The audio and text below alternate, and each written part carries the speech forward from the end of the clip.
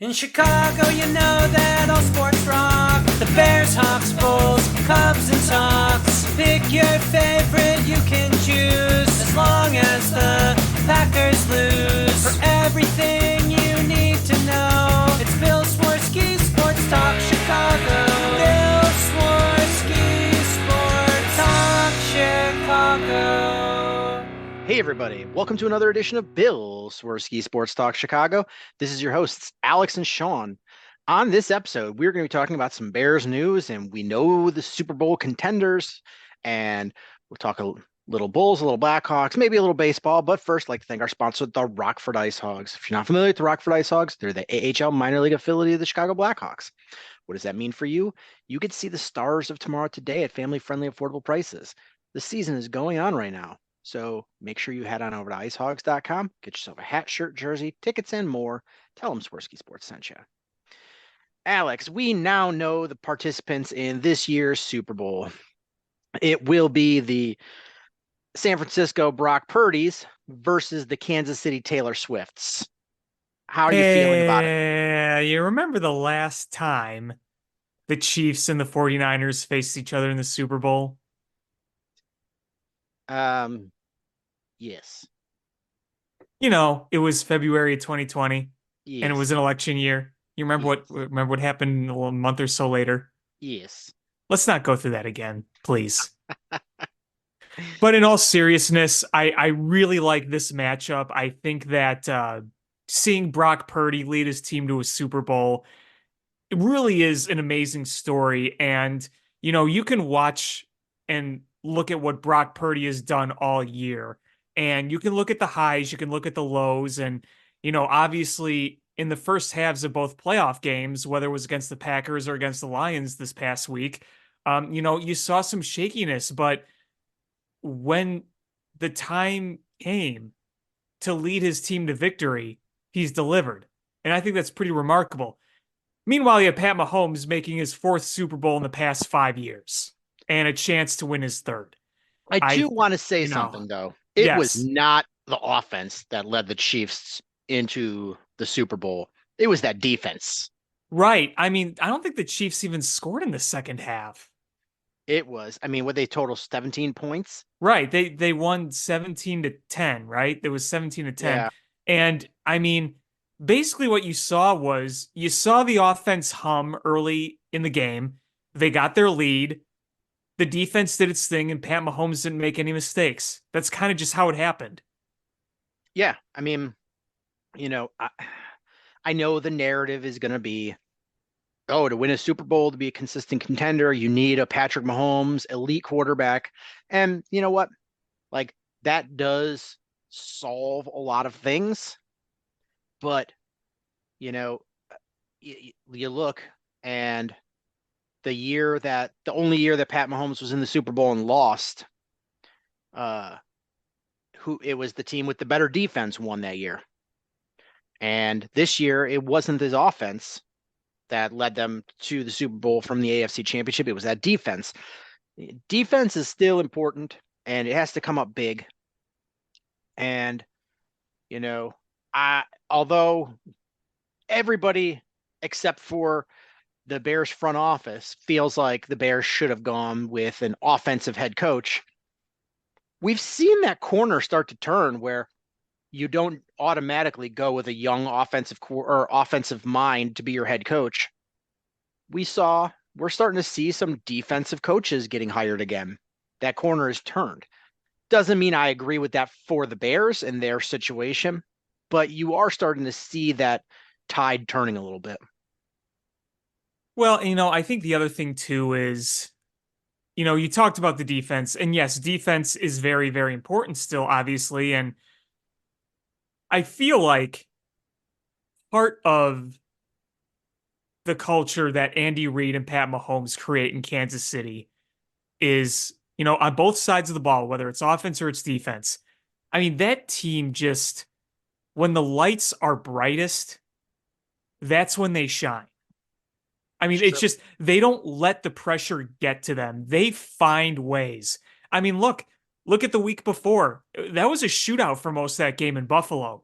But when they needed to just take care of the game, they did. And they were able to win it on the road. It was the first time Pat Mahomes had gone on the road and won a playoff game. Now, I mean, if Pat Mahomes didn't already seal his legacy, he's heading to his fourth Super Bowl in 5 years, in a year in which he had to go on the road and beat Josh Allen and the guy who's going to be the MVP probably in Lamar Jackson. I mean, Mhm. it's like how many more boxes other than winning more Super Bowls do you have to check? In every single year he's been the starter, he's gone to the AFC Championship. Yeah, that's insane. And you look at the years that he didn't make it to the Super Bowl, year one, they lost to Tom Brady and the Patriots in overtime. And listen, you lost to Tom Brady, the greatest to ever do it, Mhm. barely. And And then, and you know what? You are on pace to beat the beat Tom Brady as the greatest. yeah, you are. Statistically, you are. I mean, it's In every amazing. single category, including Super Bowl rings. Right, right. And think about it too. Remember the other AFC championship they lost in overtime to Joe Burrow Mm-hmm. and the upcoming Bengals? I mean, it's like every year he's started, he's either been in the Super Bowl or gone to overtime in the AFC championship. And this was the first AFC championship of all those. He had to win it on the road. True. True. So I don't know about you, but I'm personally rooting for the 49ers. I want to see Purdy and George Kittle get a Super Bowl ring. But if I'm a betting man, I'm going with the Chiefs. I feel like until they don't win, it's just hard for me to bet against Pat Mahomes and Andy Reid and that team. And the fact that we've seen this defense play so good at times lately, I mean, you pair that with the play of Patrick Mahomes, and boy, that's tough. That's going to be real tough to beat. And, Brock Purdy, here he is, Mr. Irrelevant on the biggest stage in all of sports. The thing is, you played like crap. And I'm not just talking Brock Purdy. I'm talking about the team as a whole, the 49ers. They played like crap against the Packers in the first half. They came back and won. You played like absolute crap. I mean, you were getting bullied and manhandled by the Lions in the first half of the NFC Championship game, and it was looking like it was going to be a rout. And you came back and won. You can't do that against Pat Mahomes and the Kansas City Chiefs. You got to play him drive for drive. You can't dig yourself a big hole in the first half like you did against Green Bay or like you did against the Lions. I mean, Green Bay is a young upcoming team. The Lions were here for the first time in decades. Uh, Pat Mahomes, yeah, they've been there before, so you can't do that again. I'm going to be rooting for the 49ers, like you said, for George Kittle because he's a Bears fan. Mm-hmm. And I'm going to be rooting against Patrick Mahomes because I did not like what he did to Tucker, the kicker for the Ravens before the game. Oh yeah, I thought that was a douchey move. yeah. I did not like that. I will be rooting against him actively. You know what? This is a prime example of when you're the upcoming team, everybody loves you. But then when you start to win and you get a little full of yourself, that tide turns. You And you know, know and, what? I and I wish we could become that. yeah, I don't care that if they were the favorites and if but don't be the villain. Just don't become the villain. Like Tom Brady was that first Super Bowl. He was the Brock Purdy. And then he became the villain really quickly. And Patrick Mahomes has stayed fairly likable. And that was just a real douchey move. Like, been one if he did it and kind of kicked it a little bit and then joked about it. Like, oh, okay, they're joking around, fun. Right, But no, right. no, he just kept like those that didn't see, you can look the video online, but the kicker of the Ravens was setting up a tee um to warm up before the game, and he would have been next to Patrick Mahomes. And Mahomes kept kicking away his tee every time he would set it up and the guy would walk away. He would kick it away until finally he took it and just flung it. And it's just like, you know, I could tell you one thing for a fact. If Ray Lewis was still a player and on the Ravens, that would not have happened. No, no, no, no, no, no, no, no, no, no. That would not have happened because he would have tore into Patrick Mahomes right there in pregame. And probably on the field during the Yep. game. Yep. And that was just a D-bag move. And hopefully the 49ers saw that and know to be ready to back up their own.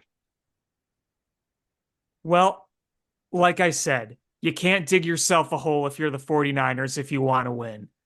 I mean, the last team in football you want to do that to is them because they're not going to make a lot of mistakes. They're just not, especially at this stage of the game. And listen, we saw some seemingly lackluster moments from the Chiefs during the regular season throughout. But once they get to the playoffs, the pressure just they feed off it. So when you get into this game, you got to come out sharp. You got to come out strong. You got to put pressure on the opposition and you have the personnel to defend. The 49ers are a very, very good team. And you have personnel that can defend. And you have personnel that on offense can make plays. I mean, look at Christian McCaffrey. When he's healthy, he is one of the best to do it. And you got guys like Ayuk and Debo, and those guys are just invaluable weapons. And you got to get them going early on because once you get them into a rhythm, it's really hard to stop. Look at the NFC Championship game. When the momentum turned, the 49ers just fed off that energy. When they started to feel it, they did not let up the rest of the game. They were humming. And, everyone was getting into it. You had George Kittle and you had, Ayuk made that insane catch that deflected off former Bear Kindle Vildor's face, which frankly, that to me was the momentum changing play of the entire game. You could say it was the failed fourth down, but I think that play is what truly changed things. And you were able to take advantage of that. But again, you can't do that late in the game in the Super Bowl if you want to win. I'm going to say something that Dan Campbell went for a couple of fourth downs and failed. And he's getting beat up quickly. Just a reminder, going for those fourth downs and being aggressive is what got them there in the first place. That's true. You've if those had worked and they beat the 49ers, everybody would have been singing his praises and talking about what a great coach he is. But you got to go with what got you there. And they did. And it didn't work out. And that sucks for them. But that's what got you there. You live by the sword, you die by the sword. And, if you change your philosophy and who you are in the biggest moment in your franchise history, that's a bad move. Can I That's what got you there. Can I kind of juggle what you just said in both agreement and a slight pushback? Sure. The first one that they failed, the first notable one, I mean, the play was perfect. He fucked it up by dropping. That should have worked. Yep. Right? What I didn't like for them was when they were down a field goal and they went for it on fourth down. I think you kick the field goal to tie the game. That's what I would have done. But again, it's, they lived and died by being super hyper aggressive and just didn't work. And like you said, that first one, that right play call, right decision, bad execution. That he catches that, the Lions are in the Super Bowl. I guarantee it. Yeah. And, it was you play to win the game. That's what he was trying to do. And um, I can't be mad at it. Uh, it's not what I would have done, but he's there and I'm not. And he beat himself up about it. The one thing you could say about Dan Campbell is he wears that emotion on his sleeve, Yes, he does. and he loves this team, he loves this game, and he wants to win. And I mean, listen, this team is going nowhere. And yes, you are probably going to lose your offensive coordinator, but you have all this young talent on the team. They got 7 draft picks and like over 60 million in cap space. The team is going to be back and probably hungrier than ever next year. And you can guarantee that because of Dan Campbell. Like some people want to say this is one and done. And yes, you know what? There's no guarantees you're going to be back in the same position. There never is a guarantee in sports. But I don't think that team's going anywhere. And it's really scary for the Bears, frankly, that they're in our division. I know we started to have this conversation before, but I mean, with that loss, does that in a way make them a little scarier next year? Because they're going to want to avenge that big time. Um, I I don't know. I don't know the answer to that, but I do agree with you that this division is going to be tough, and the Bears had better step the f up because the Vikings are they were a quarterback away from not being a great team, but being a playoff team that In the mix. in the mix in the playoffs, they would have beat out the Packers. They just had no quarterback for a Right. big chunk of the season. And Kirk Cousins either going to be back or they're going to find another option some way, shape, or form.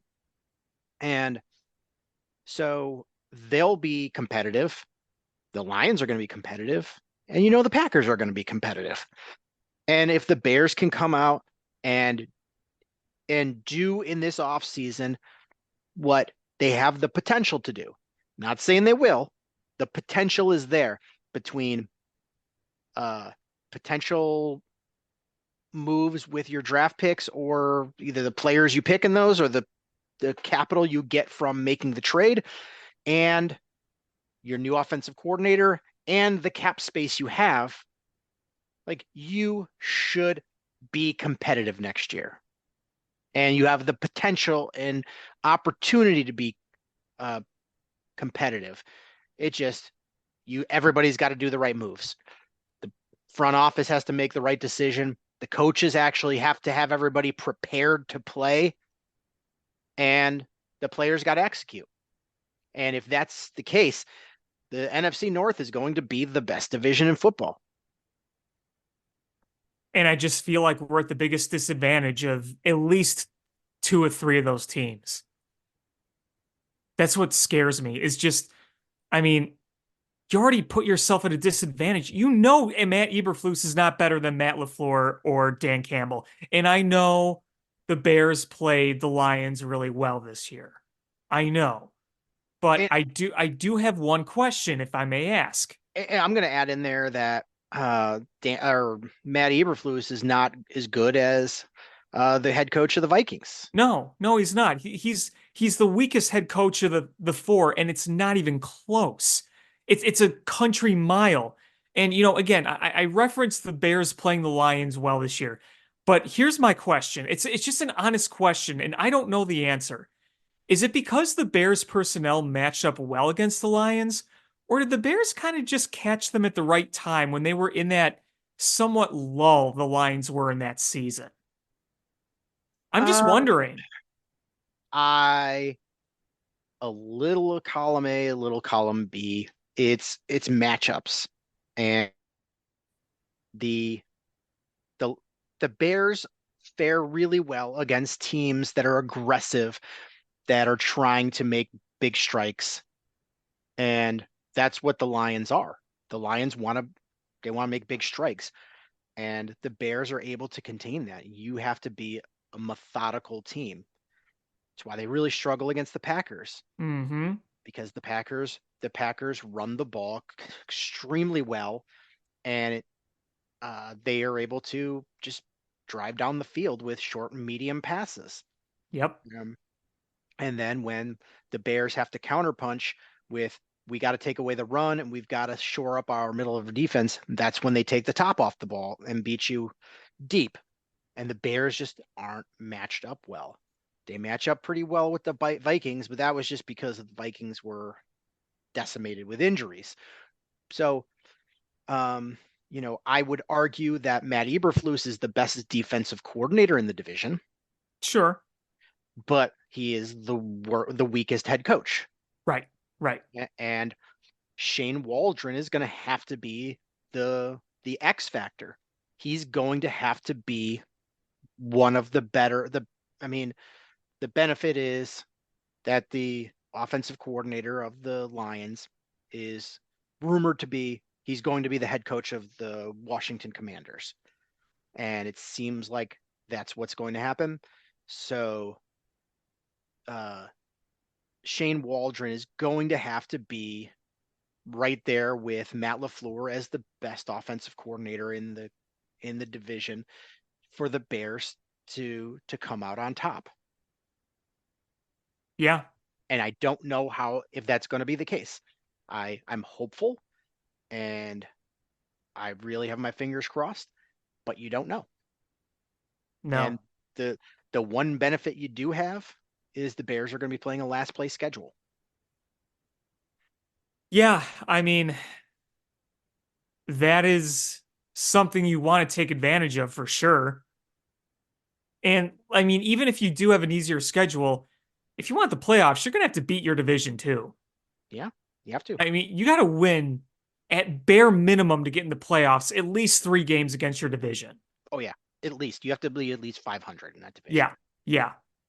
And preferably better, and preferably having beaten every single team. Right, exactly. Not 2 against the Lions, 2 against the Vikings, and 0-2 against the Packers, or like the Matt Nagy era. Yeah, like that doesn't work. Right. I mean, the last division title you won in 2018, and you went 5-1 against the division that year, and you beat everybody. You beat the Lions twice, you beat the Vikings twice, and you clinched against the Packers. So that was the last time you won a game against every team in your division, was 2018. And I'm going to say is, I recognize the Bears need to be better at the wide receiver position. Mm-hmm. But man, they really need to get a better pass rush. I love Montez Sweat. The Sweat effect was real, and you saw that.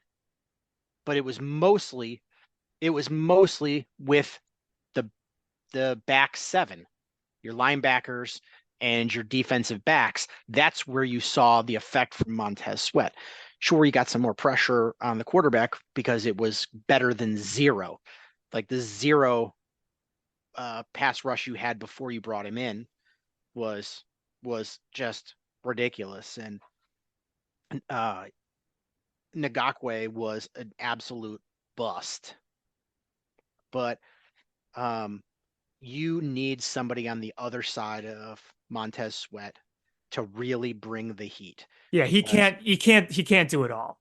No, because if you have one guy, you can scheme. And I know we saw Gervon Dexter start to come on at the end of the season. Mm-hmm. And you look for him to improve and be able to collapse the middle of that defense. And that's really where you see the Lovie Smith, Matt Eberflus style cover 2 defense really shine when you're getting that pressure, that Tommy Harris, Warren Sapp, player that smashes the pocket and forces you to roll out. And you're hoping Gervon Dexter becomes that guy. And there's evidence to say that he might be. But you need that other edge rusher to just really hammer that home. And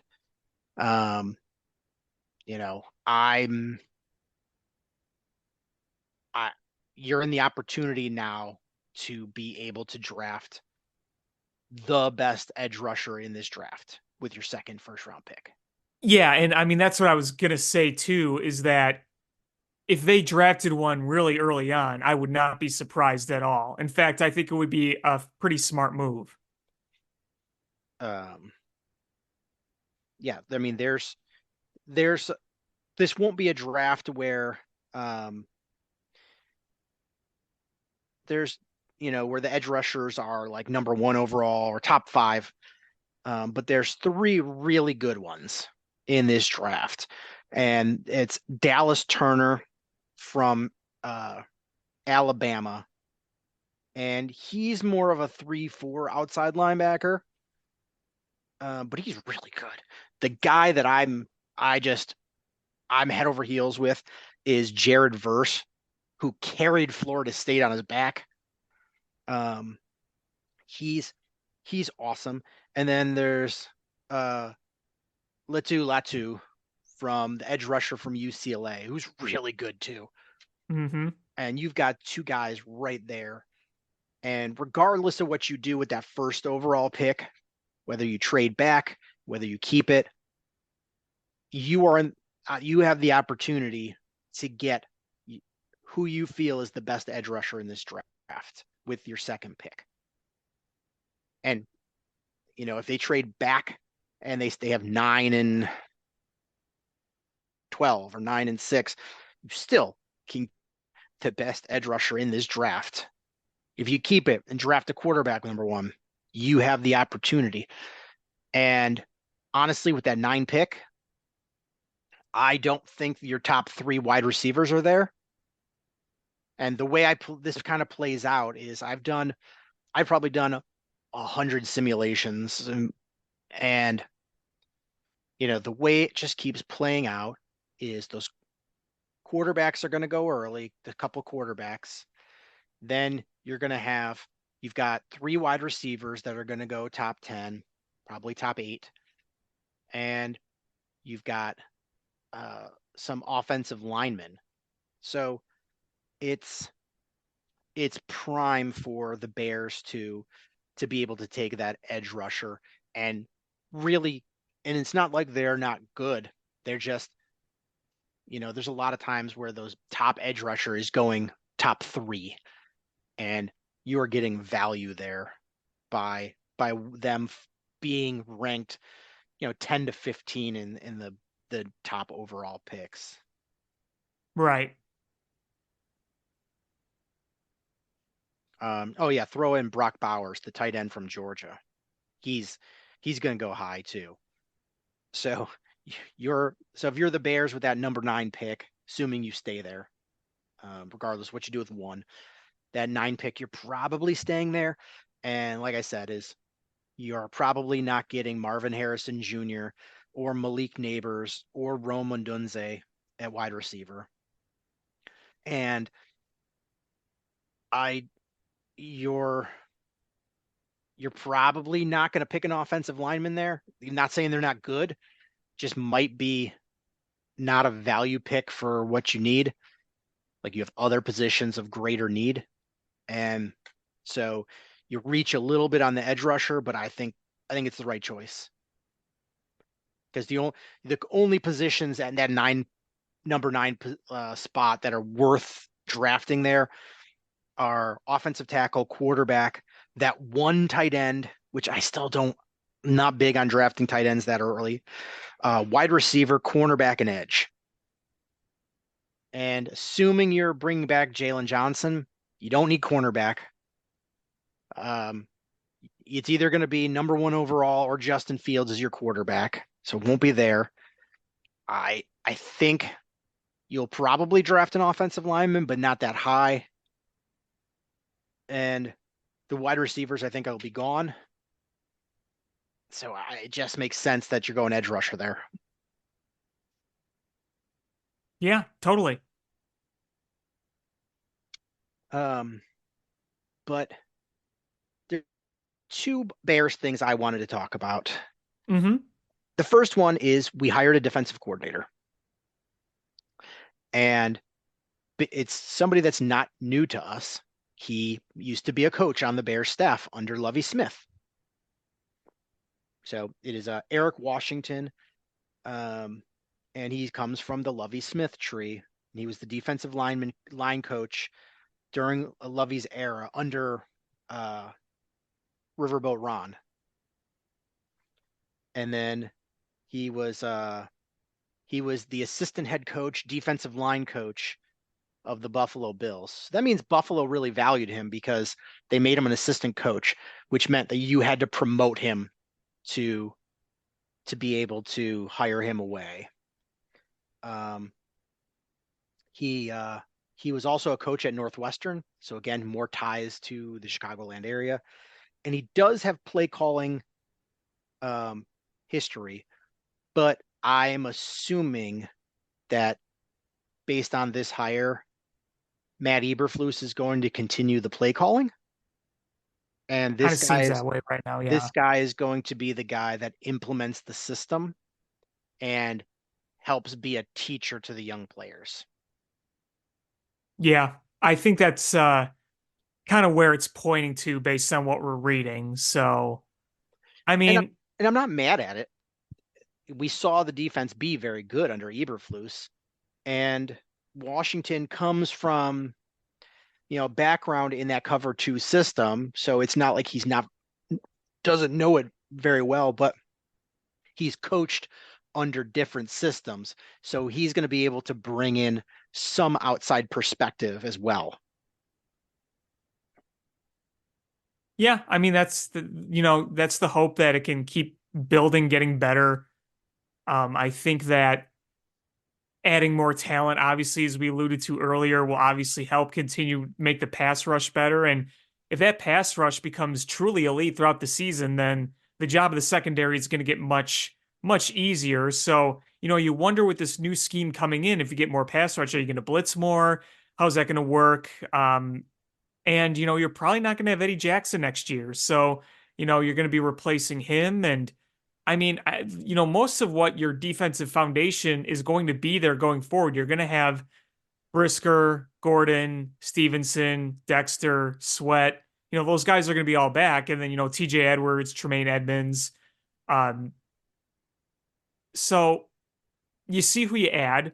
And if you do get another elite pass rusher and, you kind of implement more blitzing to your scheme and you do it effectively, then I think you're going to see an even better defense next year.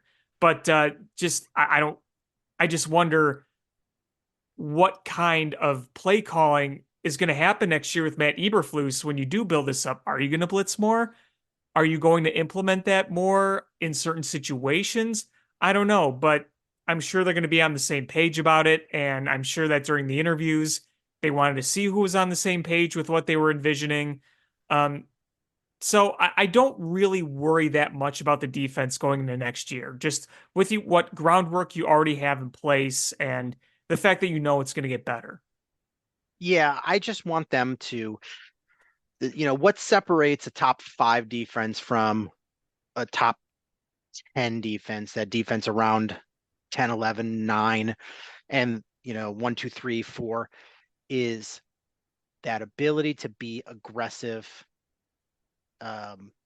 when you need to be. The Bears defense was very passive for the most part, and they forced you to make mistakes, and people did. But you need to be able to, especially look at that Green Bay game, the second one. You need to be able to, at some point, dial up a man coverage and send a blitz in, and especially when you have the opponent backed up to like their 1 yard line or 2 yard line, just go for the throat. Go for it. Is send the all out blitz. Make him make the right read. Have your guys cover man and be physical. Is if you look, that's what those Super Bowl winning teams do. Is they're contesting those throws underneath and at the end of the game to break things up. That's what the Bears need to do. And it's not, you don't have to be aggressive the whole time. You just have to pick and choose your spots and make them guess. Are they going to play back? Are they going to come after us and really disguise those coverages? Because the zone does work, but if you're constantly in the zone, people know how to beat it. You know where to go. Especially if you're not getting pressure on the quarterback. Yeah. Because how many times do we see before the Bears could get any pass rush and the quarterback had all day to throw, they were able to dump off in that zone coverage, which was giving them a lot of cushion. And once you added that pass rush, that added pressure, you were able to make them try to get rid of the ball quicker. You were making the quarterback scramble. It was much tougher to do. Right. So I'm not worried about the defense, but I would like them to really get aggressive and not just be a tough defense, but be a mean defense. Yeah. Eat them alive, eat them for lunch. And I Bite mean, their kneecaps. right. I mean, honestly, my favorite defensive game of the year for the Bears was against the Lions at Soldier Field. I mean, you watch that game and how many times did they get to Jared Goff? How many times did they pick Jared Goff off? How many times did they lay the big hit? And, you And, saw late in that game when they were down to fourth down, they brought the pressure to Jared Goff. They were all in his face. I mean, that's what I want to see. and you can be like, well, whatever, it wasn't that big of a deal. Is Jared Goff, the one thing he is known for is he does not turn the ball over. Like, I know he has, but that's been the hallmark of Jared Goff is you don't throw interceptions. And the Bears were just forcing him into interceptions left and right. Yeah, they were. The other Bears news that I want to talk about was uh an interesting thing that popped up on the Bears Twitter account. And I don't know if you saw it or not. I'm sure you Oh, did. is it the Justin Fields thing? Yeah. It's Meh. it was just an interesting thing that popped up. And I don't know if that means something. I I don't think it means anything. it's just they put the just JF1 and then a highlight reel of Justin Fields. And who knows? Is this some sort of teaser? They're like, hey, we're building on this guy. Is it just somebody threw together a cool highlight reel and they're like, let's just post it? I don't know. Interactions. I think that's all it is. Yeah, but it was interesting to see, and it did cause a stir in Bears Twitter. I mean, remember when they tweeted QB1 with Andy Dalton? That that was the opposite effect. Do you remember when they brought Mike Glennon, who they just signed, to the draft watch party and drafted Mitch Trubisky after trading up? That was arguably the most Bears thing the Bears have ever done. A stupid organization. I don't like that was on Mount Rushmore of dumb things that happened. Yeah, Is and that Mount Rushmore's got a lot of faces on it when it comes to the Bears. and they're all making the Matt Nagy face. Oh, oh. And one of those has a purple crayon up his nose. Me fail English? That's impossible. Lisa on the triangle and Ralph with a flute up his nose. Yeah, so it's you're just like, why? You knew you were drafting Trubisky. It's not like it was a surprise. You traded up. You were like, that's our guy. We're going for it. And the general manager went to the owner and was like, that's who we're going for. And let's bring our new guy in. Like, why would you do that? Yeah, so that's dumb. why it's so dumb. And that's why that's just why I don't read much into it. I really don't. Is there anything else Bears you want to talk about? No, not really. Not It's really. it's going to be a long couple of months. Yes, it is. I saw somebody tweet probably the smartest thing I've ever seen, and it was like, Bears Twitter is a whole lot better when you mute the following phrases: Caleb Williams, Justin Fields. I'm on the verge of doing so. I I'm like it's I'm at the point I have a preference of what I would want to see done, but I don't care anymore. I I don't just either. I just don't. It's just I'm tired of talking about it. wake me up when it happens. Yeah, whatever happens. Um, I mean, if we don't know until the draft night, that's going to be cool theatrics for everybody but us Bears fans. Because we're all going to be neurotic messes. Yeah. Uh, so where do you want to go from here? Can we talk about the fact that the Blackhawks have now lost a franchise record in road games in nearly 100 years of existence? You know, last year the Blackhawks finished with a terrible record and ended up with the number one overall pick in the draft Mhm. lottery. They did. This team is significantly worse than that team. Oh yeah, I mean, especially, I mean, this isn't surprising. This isn't like, wow, how are they losing? No, this is the You're re plan. This is the right, plan. right. You are a rebuilding team with your young phenom out with a broken jaw and your other two top scorers also out. I mean, what the hell is even going on with Andres Athanasiou? He's just like he's been out and just been out. Who We know knows? Taylor Hall's out for the year, but Yeah. But honestly, is Connor Bedard was a pleasant surprise and a wrinkle for this organization because I'm sure they didn't expect this. And, you know, in their mind, it would have been awesome if Connor Bedard, you could somehow put him in Rockford and just be a terrible NHL franchise and not start his clock. But he's just so good, you can't do that. no. And I think in some ways it's probably a relief to them that he got injured because he you were still a terrible team losing a lot of games, but he buoyed you a little bit. He provided some level of offense. And right now you've got nada. No, you have no goal scoring whatsoever. Yeah, I mean this is probably a worse team than last year. Oh, it is. You don't have Taser Kane on this team. And in the Athletics power rankings, you are dead last. Mm-hmm. Dead last. Yeah. Yikes. It's it's expected at this point, and they're not going to win many more games even when Bedard comes back.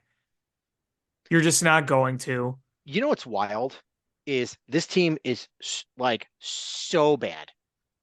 So bad. They still have one more or they still have like the same record pretty much, same number of points as San Jose. That's how bad San Jose is. Yeah, that's pretty brutal. Um I mean, let's see. We have the trade deadline about a little over a month away.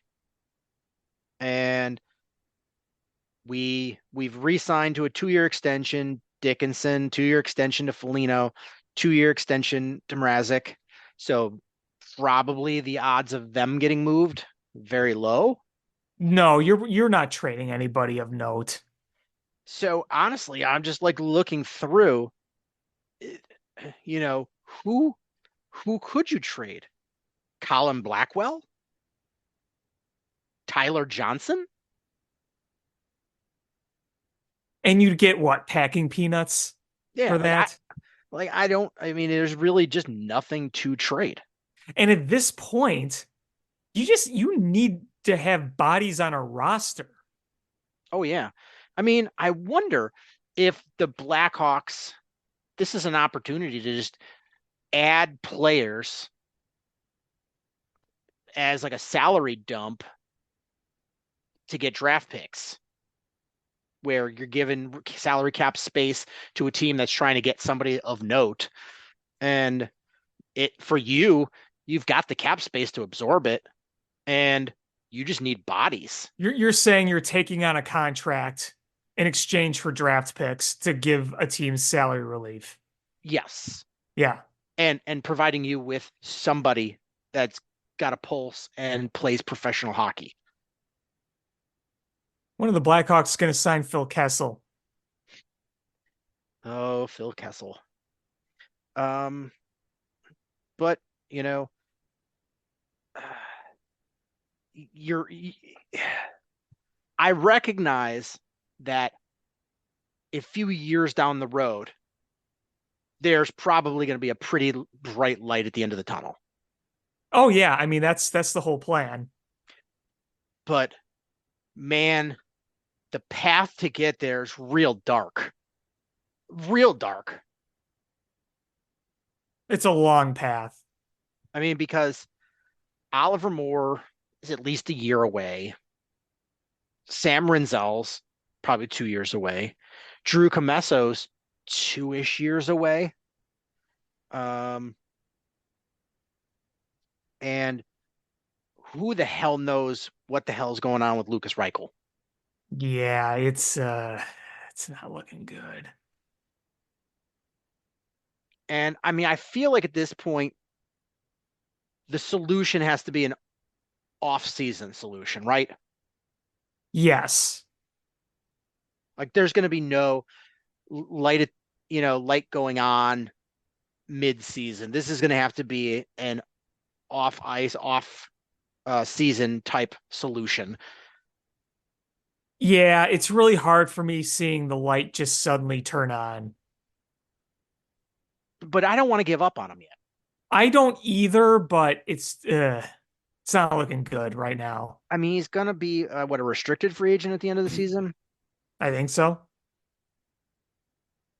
Maybe you just sign him to a cheap deal, like that cheap extension, and it doesn't hurt you if he just sucks, but if he turns it around, that's awesome. But you've got a bunch of guys that are going to be free agents, and I don't know who from this list you consider bringing back. Joey Anderson, probably. There's a fourth liner, maybe.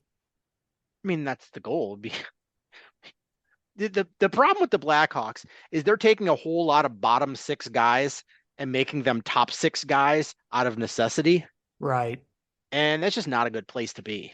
And No. I mean, I like Joey Anderson on the team if he's, a fourth line guy, but and that would be the goal. Like I would kind of bring him back. Cole Guttman. Did you bring him back?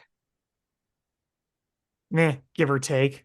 Yeah, I'm on the I mean, fence. nothing's telling me you must bring him back. Like it's not a woo. No, You no, can't let this guy go. this whole list I'm about to read, there's not a single name on there that's a must bring back. It's guys that you're like, okay. I mean, probably a lot of it depends on the money. I if you ask me Cole Guttman back, it's not quite 50-50. It's probably a little closer to bring him back. Maybe 55-45, 58-42. I wouldn't be mad, but if they let him go, I wouldn't be up in arms with pitchforks. Lucas Reichel. I think there's just too I much. mean, I guess. I think there's too much talent to just let him go. I think you got to Right. try to find a solution. Colin Blackwell.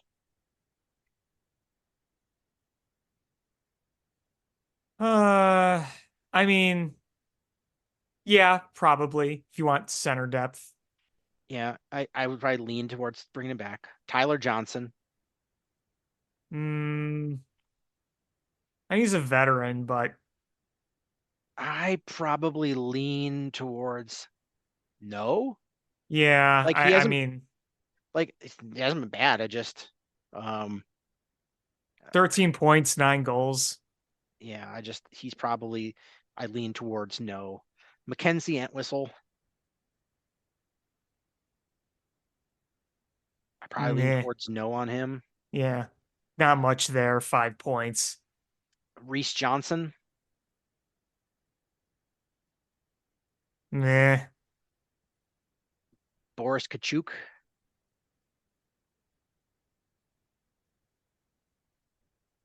Meh. Taylor Radish. It's kind of funny because with Taylor Radish, um, sometimes you see things from him where you're like, oh, maybe he could kind of be a guy. Not a guy, but something. But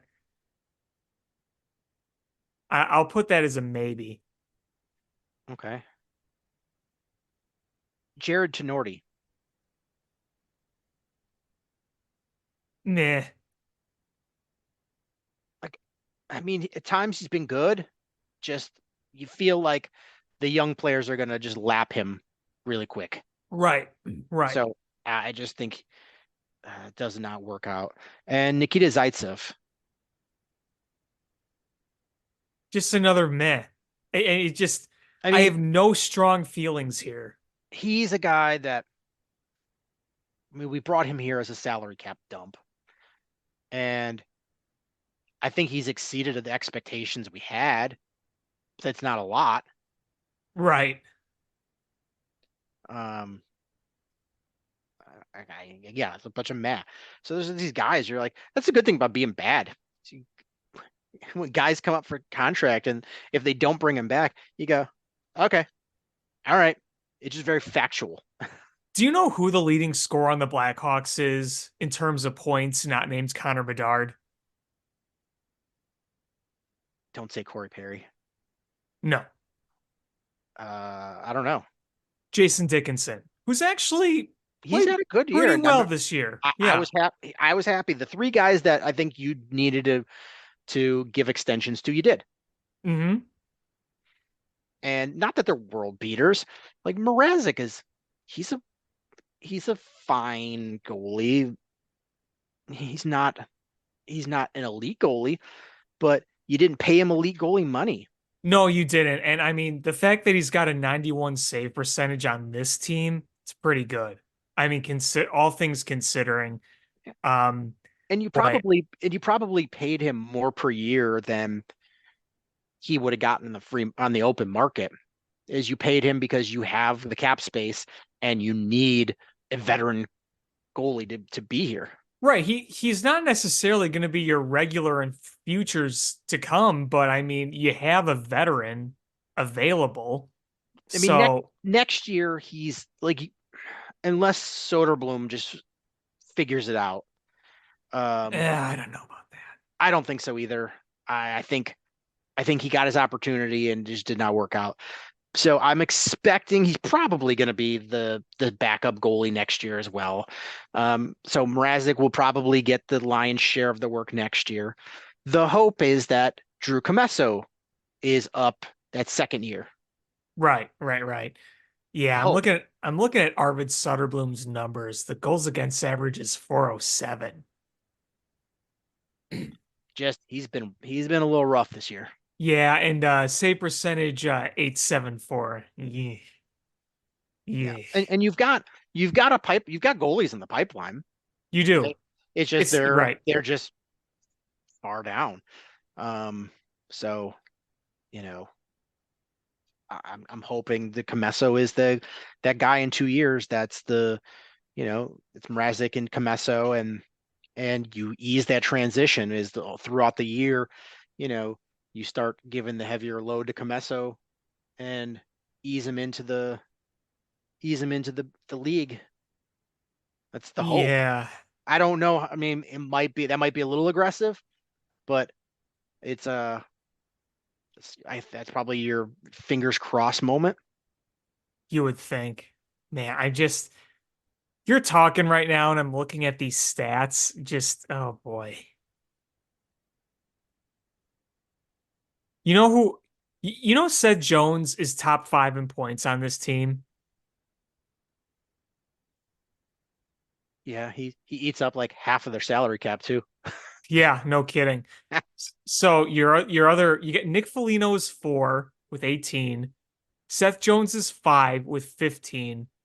You know who number 3 is? 1 is Bedard, 2 is Dickinson, 4 is Foligno, 5 is Jones. You know who number 3 is? Don't say Corey Perry. No, I don't know, who is it? it's Philip Kurashev. Okay. So your top 3 scorers are centers. Just pointing that out. It doesn't hold as much weight on this team, but though I do think Bedard might have a future as a winger. But I mean, the thing is that Jason Dickinson over the next few weeks, he's going to need to record 8 points to tie himself with Bedard. And there's a break coming up. Yeah. I think Bedard is going to come back sooner than that estimated time frame. I hope so, man. He was the reason to watch. It Because was him. the one saving grace of the jaw injury is he can skate. Right. And the fear is when you're out that long is getting your legs under you and getting conditioned. He hasn't missed a beat on that. No, And no, he hasn't. and they did surgery on the jaw. So it's not like they're waiting. So he's probably got some sort of pin or something in there stabilizing it. So it's just once that jaw heals, like it's probably he's more likely to break the jaw somewhere else than the spot where it was, because it'll be stronger than it was. So I expect him sooner than later because you don't have to ramp him up. It's just all right. It's healed. Go back out there. I mean, he'll probably have a cage on his face, but Well, and it's this is an injury where it's not like, oh man, it's a shoulder. Is he gonna have shoulder issues? It's not an ACL or an ankle or anything. It's a fluky jaw injury. yeah. I mean, the only concern I guess I would have is he losing weight because he can't eat solid foods? And I'm sure the nutritionists are pumping him up with, liquid nutrition. All right, Connor. Time for your nutrition shake. It's just the most gnarly looking thing in a blender. He's like, no, no, I don't out there. You just the blender just makes that really, really just like ear covering, like Yeah, the you just metal hear things, squealing. you're grinding things in there. Like, come on, Connor. Here comes the airplane. Here comes the airplane.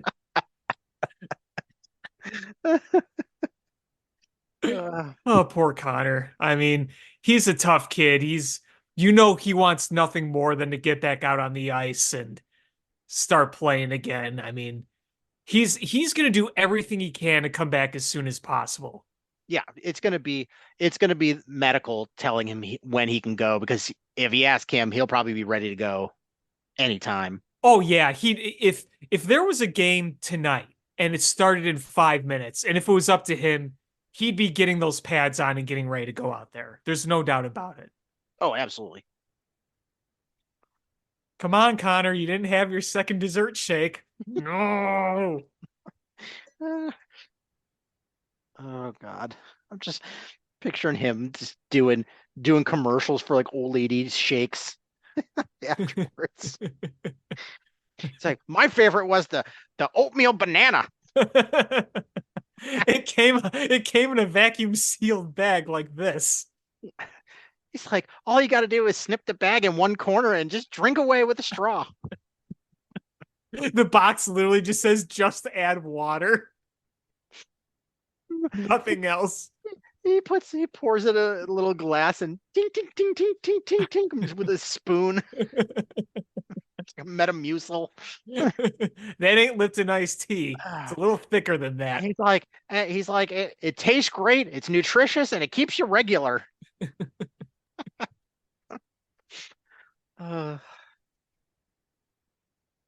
It's gotta suck though, that jaw injury. Just ugh.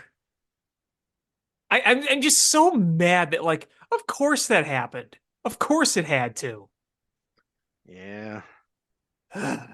And it wasn't even like I don't consider what happened a dirty play. I just considered it a very unfortunate. Yeah, I don't at all. And I'm sure the dude that did it feels bad. Like, I mean, it was not dirty. And yeah, I'm glad that they went after him, but You have to protect your teammate. yeah, And I mean, it says a lot about your team and its culture and what kind of guy Connor Bedard is when your team goes out of its way to do that kind of thing. it's wild for a team that's this terrible. I feel good about the culture. Oh, I do too. I mean, they don't go out there and just phone things in. That's the last thing they do. I No, mean, it's just they're just completely void of talent. yeah, when you watch the games, it is not them quitting, it's not them they're just not talented enough. They're hustling, they're trying. They're just not talented. There's the talent gap is especially when you see just a absolutely like a McDavid line where you're like, good God, just you know, like you see the talent discrepancy. And but they're hustling, they're trying. There's no quitting them. And that's the good news is Luke Richardson is keep giving him some talent and infuse talent in there. And I think you're gonna have good things.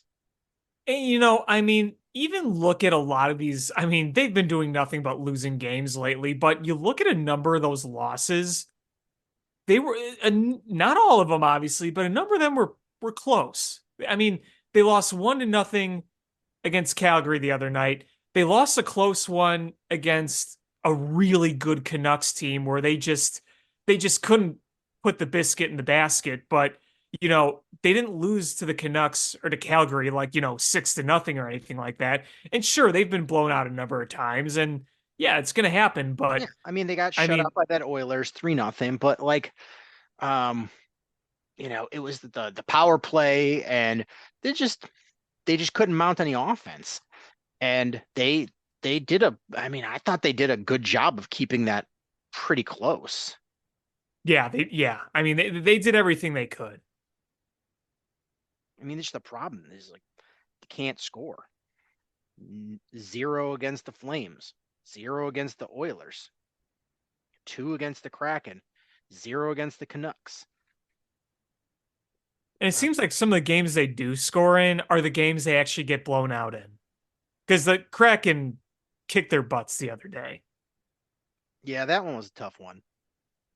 Um, but they scored zero against the Sabres, only two against the Sharks, and that was in the shootout. Um, one against the Stars, one against the Jets, one against the Oilers. It just can't put the biscuit in the basket. Yeah, Want to talk a little Bulls and then wrap it up with some baseball? sure. Um, I think the most apt way to describe the Bulls is they're mid as fuck. Oh, yeah. I I mean mean, this yeah. is just a mid team, and they, it's tough. And uh, like sure you just beat the Trailblazers, but so you beat the Trailblazers, you lose against the Lakers, you lose against the Suns, you beat the Grizzlies, beat the Raptors. That's pretty much you're playing 500 basketball. Yeah, exactly. Mid as fuck, as you said. Um, The Suns one was, you had that massive lead, and then you lost all energy and steam. And how many games in a row have they lost against the Suns? Seems like a lot. I don't know, but I can't remember the last time they beat them. But I mean, you got the trade deadline about a little over a week away, and I don't I don't know what you do.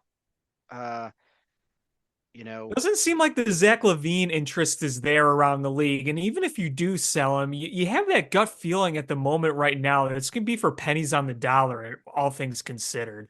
I mean, you're hearing maybe Detroit, and Be such a weird, I don't know. like what you get Cade Cunningham. Like I don't I know. I mean, if mean, they got Cade Cunningham, I just you have the trade has to make sense. I don't think you just dump Zach LaVine. It's salary dump. Like this team under Arturas Karnisovas, they have not wanted to lose players for nothing. You could say a lot about where they are, but they've not wanted to lose players for nothing. And well, so and that's why they had to re-sign Zach when they did, because I still think it was the right move to re-sign him, or else he would have walked for nothing. right. Um, but it's why you re-signed Vooch. And it's why I think you're probably going to likely sign DeMar to an extension in the offseason, unless you trade him. And honestly, I think that's probably the move. Is I don't think you're gonna get fair value for Zach LaVine. I don't think you're gonna get that at this point. Probably not. So then why wouldn't you trade DeMar DeRozan? Because running this team back again is just stupid. You've got to switch something up. And Right. and DeMar, this is probably, I mean, this is your last opportunity to move him. And I think re-signing him is probably the wrong thing because you're going to have to pay him pretty darn good money. And he is no spring chicken at this point. No. So, I think probably trading DeMar makes the most sense is because you avoid that whole negotiation with him of having to re-sign him or risk losing him for nothing. You get something for him. And it's not going to be a ton, but it frees up cap space for you to do something. And this is going to be, and the bad part is this is a terrible offseason for free agents. Yeah. So like, maybe the trading DeMar is the right move. You got to do something. Like you said, you got to do something. And honestly, I think, whatever moves you have to make, you have to optimize this team to be able to uh, help in the development of Kobe White and P. Will. I think that's got to be your move. Is you know Patrick has been. There's been times where you're like, this is the dude. There was even a stretch where you're like, this is the dude, and then he's just been so inconsistent since that point. You You see got the brief stretches, and then you just, Yeah, he even got yeah. benched recently. Like it's so Pat Williams is you just gotta I think you've gotta figure out what you can do to optimize his growth and consistency in this offense. And if that's moving DeMar, okay. If it's if it's moving Zach, yeah, was that the common denominator? Is no Zach he played better? I don't know. I mean, but your future players are him and Kobe White. So you've gotta optimize those players. Yeah, absolutely. I mean, the path to a championship is just in another galaxy right now for that team. Oh, absolutely. Um, yeah. Um, this is, I mean, look at this, look at the standings, and they're just they're the ninth seed, so mid. Woo! I mean, you are light years away from one of the top six teams, and you're bunched right up there with these, Miami, who is is really in a funk right now, but they're a better team than you. Uh, Yes. and you record wise, you're there with Orlando and Atlanta, and Atlanta has more talent than you. They're just and Orlando has more talent than you. Could you beat either one of them? Maybe. Sure, I mean you can, but again, the end game is what? I do want to play a game. Okay. Who finishes the season, their entire season, with more wins? The Pistons or the Lions?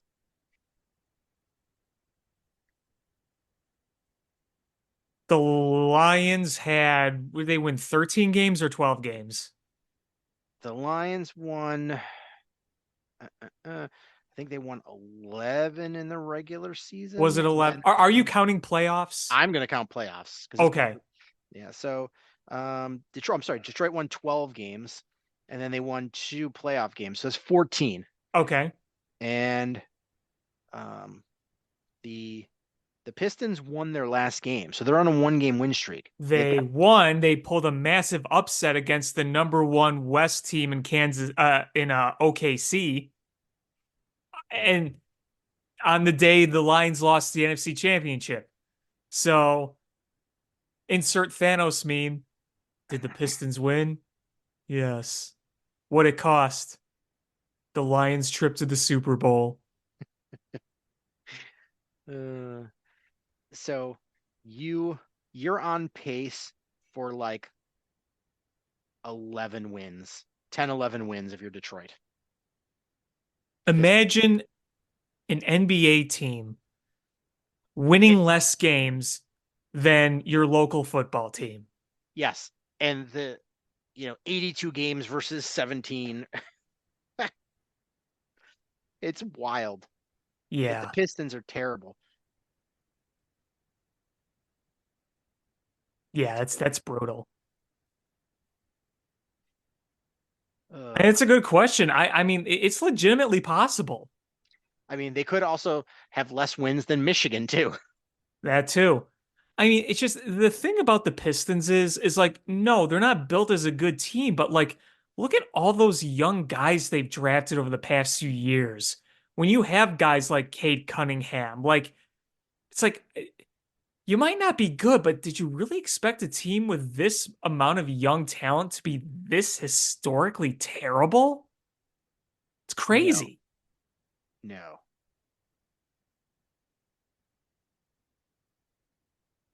I don't know, man. That's nuts. And they've been screwed out of some good draft position too, like last year. Yeah, well, that's the name of the game. It is there's a lot of luck involved in things. Yep.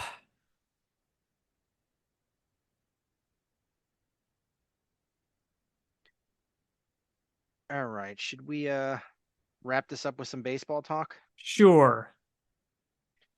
Um, there's nothing with the White Sox. Well, didn't they just hire a new TV announcer? Oh, you're right. You're right. I forgot. They did. Let's just talk about him. They they got a guy. They got a guy. I don't know anything about him. I don't either. I don't Um, think wasn't he because he's got an ESPN gig too, doesn't he?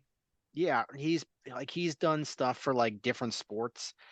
Um, I don't know what he did to win this job. He probably I mean, my guess is that he met Jerry's criteria. Be a yes man. Be a yes man, don't laugh, don't have fun. Um, carry my water and lick my boots. Yeah, John Schifrin. And hey, wish John, him well. I'm sure he's a talented guy. I, I've never heard him before. when you go to Google and you type John and then S and then start to type his name, he's not the first one that pops up. So, uh, yeah, I hope he does well. He's 39 years old, um, and he's going to be working with Stoney, and um, he lied and said that he was excited about Jerry Reinsdorf's passion for the team, unless he was talking about the passion for making money off the team. See, I think what he meant to say is he loves his passion for David Eckstein. He's called select Saturday and Sunday MLB radio broadcasts for ESPN since 2022. And he does NCAA basketball, football, baseball, and softball games, as well as NBA G League and Summer League. So he's been around quite a bit. He's done a number of sports gigs. He's going to call a majority of the Sox games, but does not have an exact number.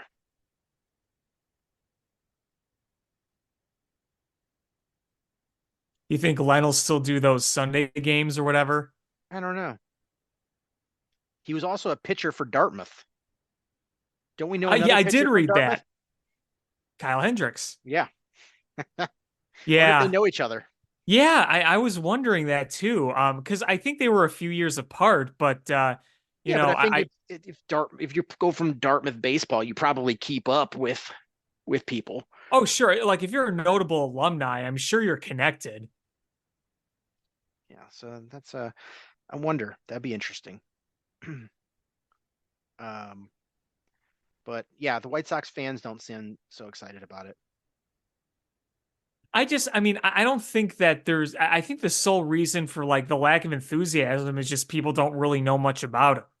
Who knows? Maybe he ends up being really good. I don't know. We'll see. I kind of thought Connor McKnight would have had a decent shot at the gig, He but apparently was a I guess not. finalist. Yeah. Um, I thought Connor McKnight would have been a good choice. yeah, I just I mean, he's another very analytical one. Um, but I think a lot of it is that folks liked Jason Benetti, Yes. and the fact that his departure was so sudden that Clearly out of nowhere. yeah, I mean, publicly out of nowhere. Who knows what was going on behind the And to scenes? go to a rival team too. Yeah, I think unless they brought, you know, AJ Przinsky in or somebody that was already like known commodity and like a total White Sox guy, a homer guy. If it wasn't somebody like that, I think it's a hard sell. And I hope Schifrin turns out to be good. Mhm. He's got a Hall of Fame level partner, so if it takes him a while to handle things, he's got a buoy right there that it's going to help him along. Right. And he does have the experience doing it before, so it's not like it's new. I hope for the best. It's going to be tough though, because this is a bad team that he's going to be going to, and it's going to be hard to toe the company line when if you're on pace to lose 100 games. Oh yeah, and I mean it's working your way to try to be enthusiastic, upbeat. That's going to be a challenge for him too. Is finding that kind of White Sox quote homerism, if things aren't particularly going well. Yeah, I mean, if your team is playing bad in April, May, like okay, you can deal with that. You can handle that. If your team is just still bad come September, like that's a heavy burden to carry and still be an announcer hyping the game up. And think about this too, like what was good for Jason Benetti when he started, because when he started, the White Sox were not good, but he was that hometown kid. Like he grew up rooting and being a White Sox fan. So he already had that hometown connection, that emotional connection that could help him naturally come within the White Sox fan base because he was really already a member of one. It'll be harder for someone who's kind of I guess you could say, neutral party in a way. Right. Um, other side of town, we actually have a signing. We do. Hector Neris. That was a really nice pickup for Jed because he really needed to bring in another elite bullpen arm. And, Hector Neris he might not be elite, but he's very good. And um, he's Very coming off a good and really good year last year. Even if he very regresses a little bit, he can still put up good numbers. yeah, he's very good coming from a winning team and Yeah. has postseason experience. Yeah, those are all good things. Um, so it's and the deal is really fair. Uh, you especially when you consider David Robertson just got a 1 year, $11.5 million contract. And he's 39 years old. Yeah, he's 4 years older than Hector Neris. And last year, Neris's ERA was 1.71 versus Robertson's 3.03, and you got him for on a 1 year, $9 million deal. I thought that was a great signing.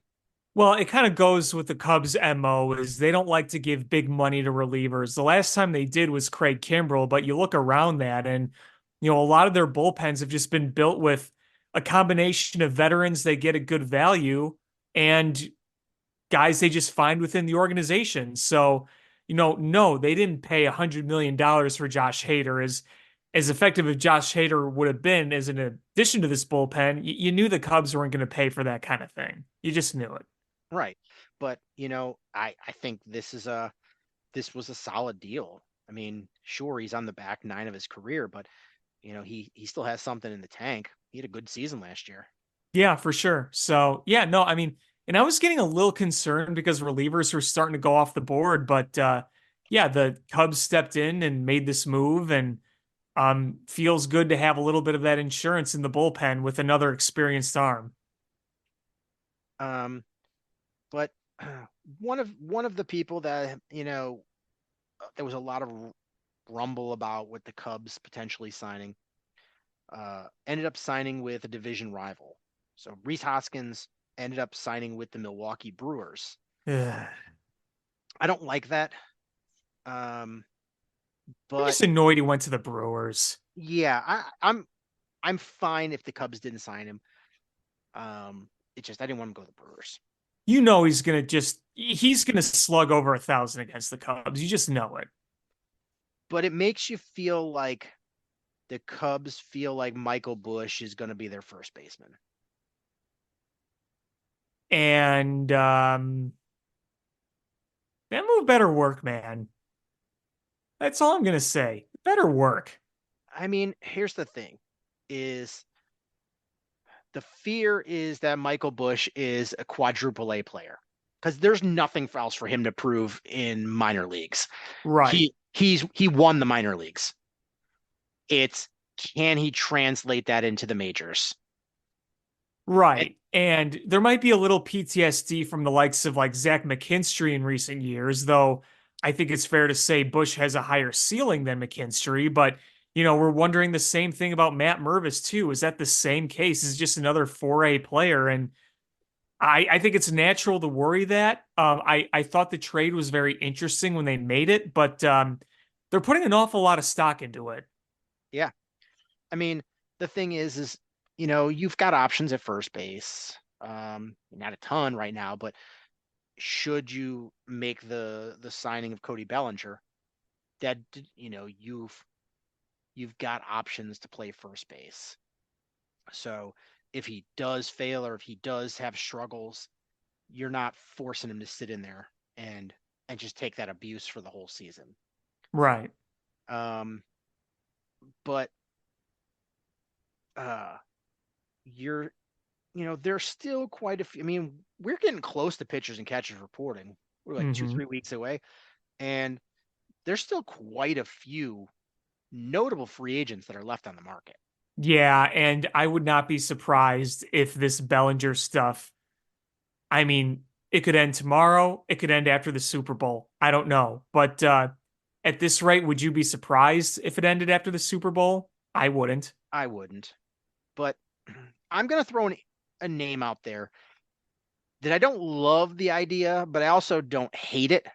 Okay. Justin Turner. Yeah.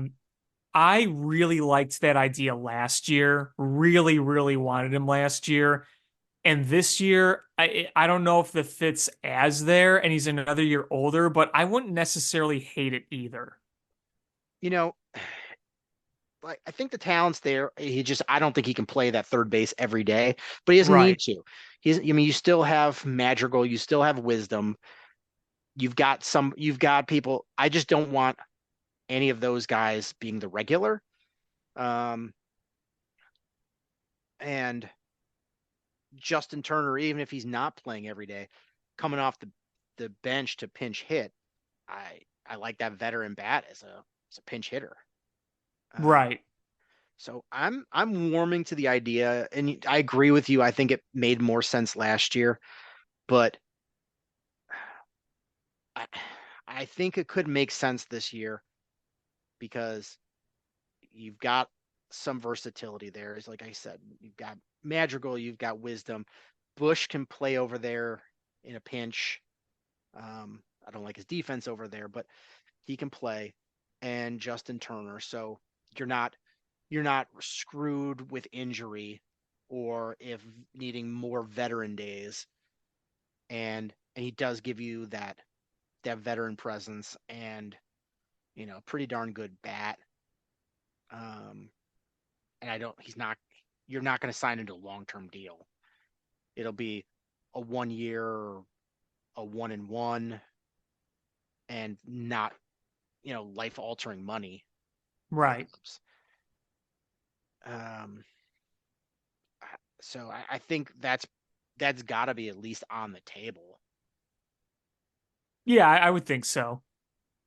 I mean, even at his age, it's still probably a better regular everyday option over Magical or Wisdom. I mean, Yeah, sure, he's I not going mean, to have that Wisdom power, but he's also not going to have those Wisdom strikeouts. right. And Madrigal was really good at third last year, surprisingly, and can make contact, but he's got no power. None. And it's really not very ideal to have a middle infield type hitting player at the corner positions because typically the corner positions on the infield are power hitting run producers.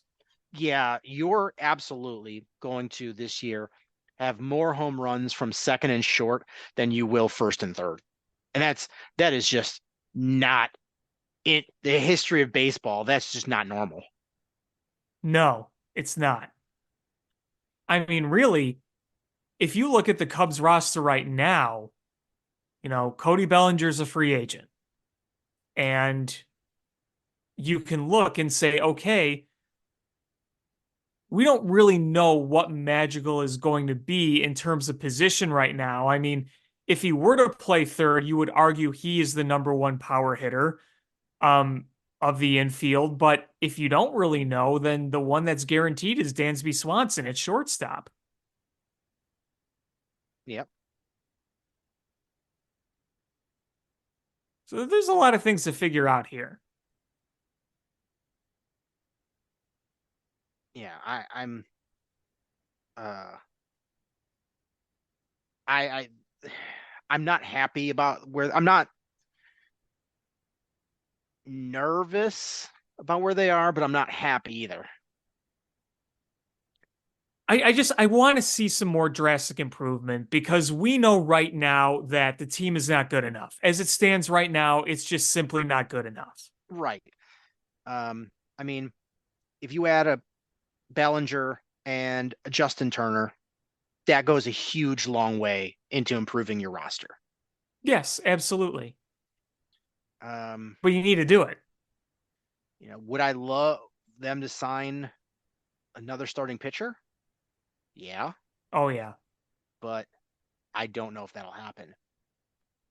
And I don't know if you've heard the rumored numbers that Blake Snell's camp is asking for I have. and versus what the Yankees offered him. Uh huh. I don't know if that's true, but if it's true, wow. It's oceans apart. Yeah, they're not even in the same, stratosphere. No. Yeah. It's the per year numbers are not terribly different. So essentially, for anybody that's listening that didn't see it, the Yankees apparently, according to rumors, offered Snell six-year, $150 million contract. And Blake Snell's camp countered with 9 years, $270 million. That's a big difference in those years, I mean, especially for a pitcher. yeah, per year, 25 versus 30. You could probably find some common ground, but that's 6 year versus 9 year and 150 versus 270. That is huge difference. That's ridiculous. Right. And it's not like Blake Snell is 26, 27, right? I mean, he's a little older than that, I believe. And he's coming off, he's coming off an injury. Right. So Blake Snell is 31. Exactly. Yeah, he's over 30. So you're not going to give him 9 years. Yeah, you're going to have him pitch until he's 40 on your team? Yeah, I don't know about that.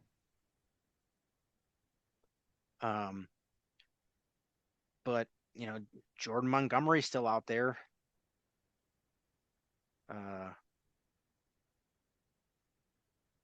And so, I mean, there are some names out there, and there's no way the Cubs, if the Blake Snell camp wants $30 million a year over 9 years, the Cubs are going to go, nope. There's a 0% chance that they're doing that. Yeah, no. And Jordan Montgomery is a similar age. I think he's right around that age. He's over 30 though too. And it's looking like Matt Chapman to Toronto, probably, most likely. Yeah, we'll see about that. So I don't know. I don't know who else fits in the in the white or the Cubs outlook for the season. Well, and that's why I still can't help but wonder if there's going to be a big trade on the way. I mean, that's a possibility, but I would assume that trades aren't going to happen until, once you get guys in a camp. I don't know. We'll see. I mean, there have been some trades. Jorge Yeah. Polanco just got traded to the Mariners. I mean, Blake Snell got traded to the Dodgers.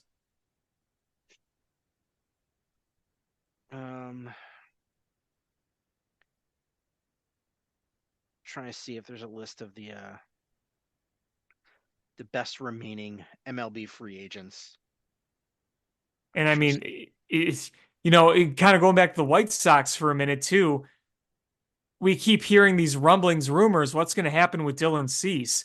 And it's almost feeling like not quite there because it's not the offseason in the NFL yet, but it's kind of like the Caleb Williams, Justin Fields. What's going to happen? Is he going to get traded? Blah, blah, blah, blah, blah. Yeah, I don't think he's going to get traded. I just think I think there's too many, maybe at the trade deadline. I just don't think he's going to happen before that. I mean, from what it seems like, is the White Sox asking price is really high, and teams are just not. Yeah, I get why teams would balk at that price, but I also understand why the White Sox are going to ask for everything. Well, of course, yeah, they're not going to try to lowball him, that's for sure. Yeah, and you know what is right now it's an unknown. You don't know what he's going to bounce back and look like. And right. If he comes out and looks fire for the first couple months of the season, then yeah, people are going to be willing. You're going to have multiple teams willing to pay what the White Sox want. Oh yeah.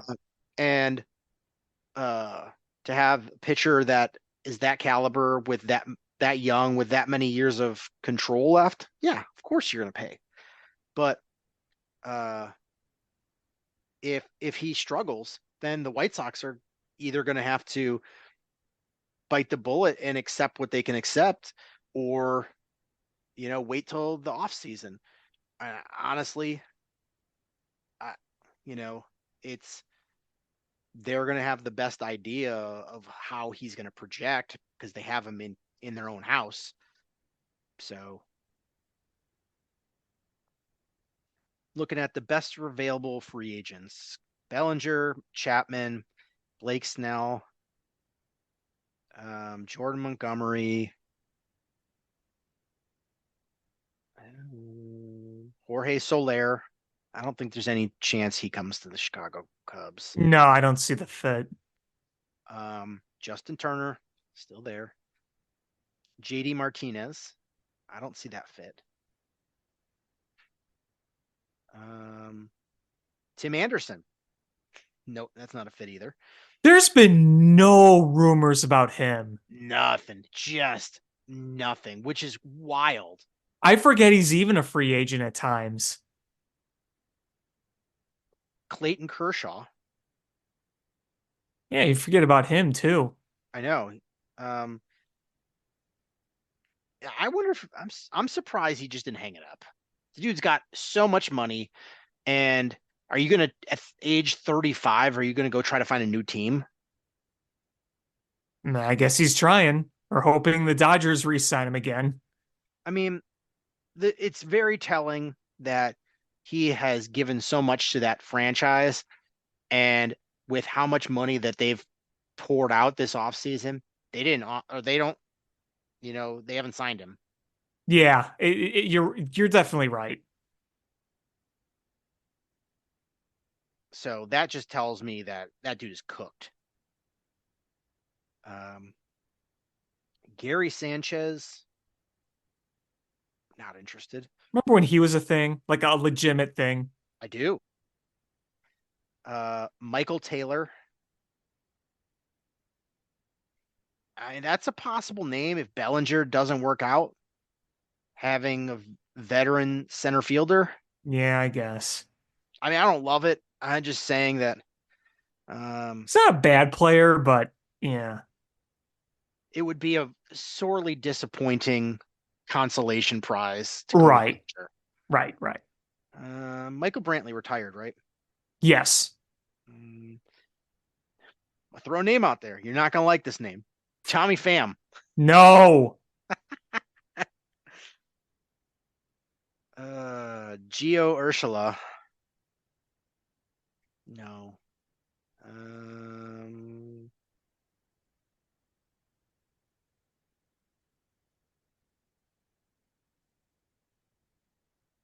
No, that's first base,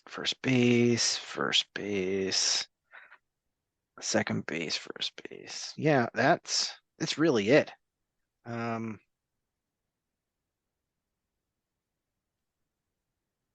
mean, Ryu is an available pitcher, but dude's like 37 years old. Yeah, he's up there. I don't know. I think the Cubs, if they do some additions, I think Bellinger possibly, and then bargain basement shopping for the rest of it. I still have that feeling there's going to be a significant trade. That's a possibility.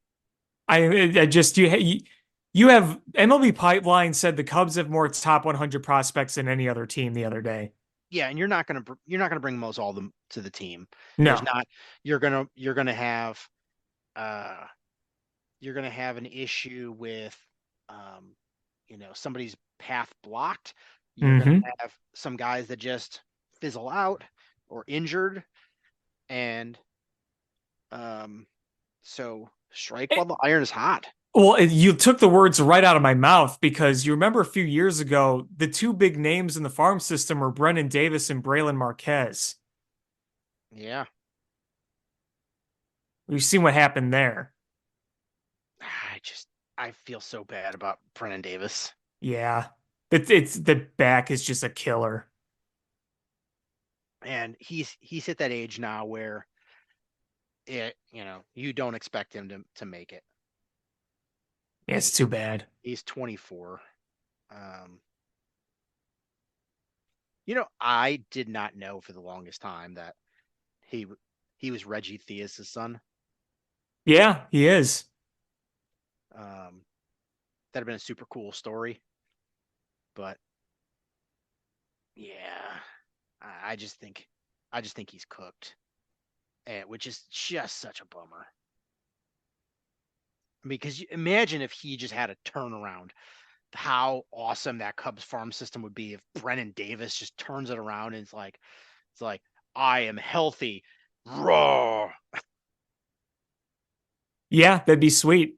I mean, I remember watching him at 2 home runs in the Futures game a few years ago.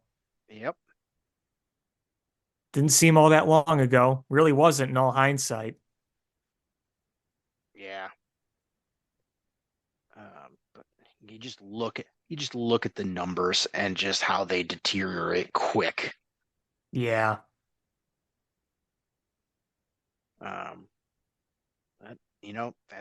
That's life. That is life.